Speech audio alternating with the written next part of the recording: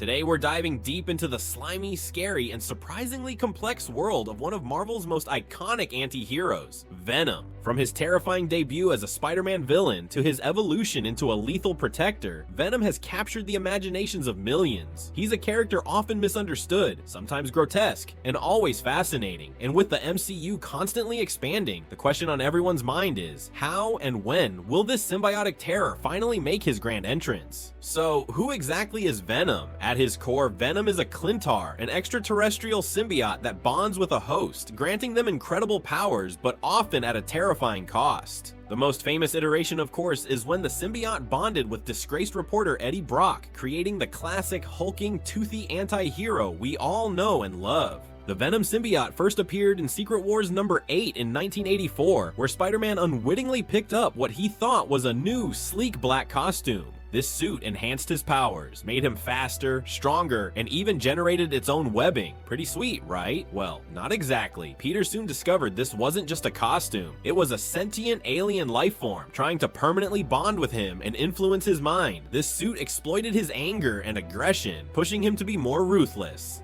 Eventually, with the help of Reed Richards, Spider-Man managed to separate himself from the symbiote using sonic vibrations and intense heat, which the Klyntar are notoriously vulnerable to. This rejection, however, left the symbiote feeling scorned and alone, and that's where Eddie Brock comes in. Eddie was a journalist whose career was ruined by Spider-Man Peter Parker had exposed a serial killer named the Sin Eater, but Brock had published a series of articles based on false confessions from another man, only for Spider-Man to reveal the truth. Humiliated, disgraced, and suicidal, Eddie blamed Spider-Man for everything. He harbored an intense hatred for the Wallcrawler, a hatred that resonated perfectly with the rejected symbiote. The symbiote, sensing Eddie's intense rage and his deep knowledge of Spider-Man's secret identity, thanks to its previous bond with Peter, found its perfect match. Together, they became Venom, a being driven by a singular purpose, to torment and destroy Spider-Man. This wasn't just a villain seeking world domination. This was a personal vendetta, fueled by mutual hatred and a shared sense of injustice. Let's talk about what makes Venom so daunting. When bonded, the host gains superhuman strength, speed, and agility far beyond that of Spider-Man. They can heal rapidly, even from severe injuries. The symbiote can mimic any clothing, create weapons from its own mass, and generate tendrils for attack and movement. Perhaps most terrifyingly, Venom is completely immune to Spider-Man's spider sense, making him an unpredictable and truly terrifying foe. The symbiote also grants its host a photographic memory, immunity to many diseases, and enhanced senses.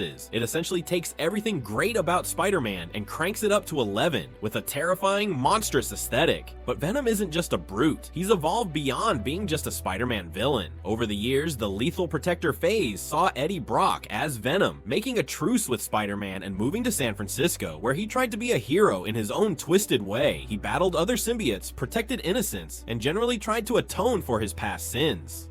This is where the character truly started to shine as an anti-hero, capable of immense good, but always with that violent, monstrous edge. After Eddie Brock, the symbiote had other notable hosts. Mac Gargan, formerly the Scorpion, became a particularly brutal and villainous Venom, even joining Norman Osborn's Dark Avengers. But it was Flash Thompson, Peter Parker's high school bully turned war hero, who truly embraced the Agent Venom persona. Flash, a disabled veteran, bonded with the symbiote as part of a government program, using it to become a Black Ops agent and a genuine hero. He even joined the Guardians of the Galaxy. This era really showed the symbiote's potential for good when paired with a strong, moral host. And then of course we have the current and incredibly popular run with Donny Cates and Ryan Stegman, which introduced the concept of Knull, the King in Black, the primordial creator of the symbiotes. This run elevated Venom from an individual character to a central figure in a cosmic epic, giving the symbiotes a deep, dark mythology and establishing Venom as the god of the symbiotes. It's epic, it's intense, and it's brought Venom to a whole new level of prominence. Now, let's address the elephant in the room. How do we get Venom into the MCU? With Tom Hardy's Venom movies existing in their own universe, separate from the MCU, at least until No Way Home hinted otherwise. The path is a little convoluted. The most obvious and exciting way would be to properly introduce the Venom symbiote into the main MCU universe. We saw a glimpse of it in the post-credits scene of Spider-Man No Way Home, where a tiny piece of the symbiote was left behind after Eddie Brock and his Venom were sent back to their universe.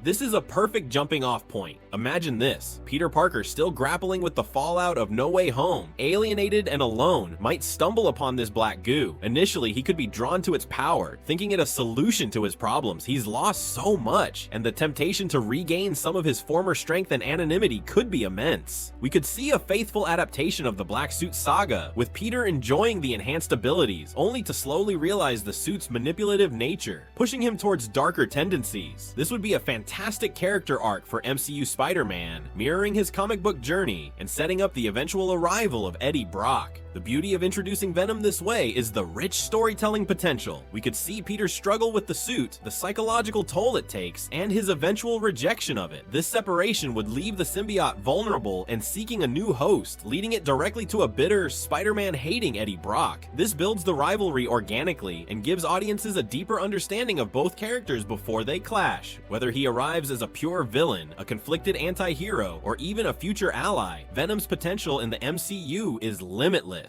His unique blend of horror, action, and complex character dynamics makes him a perfect fit for the ever-expanding universe. What do you think? How do you want to see Venom introduced? Let us know in the comments below. Don't forget to like this video, subscribe to the channel, and hit that notification bell so you don't miss our next deep dive. Thanks for watching, and we'll see you next time.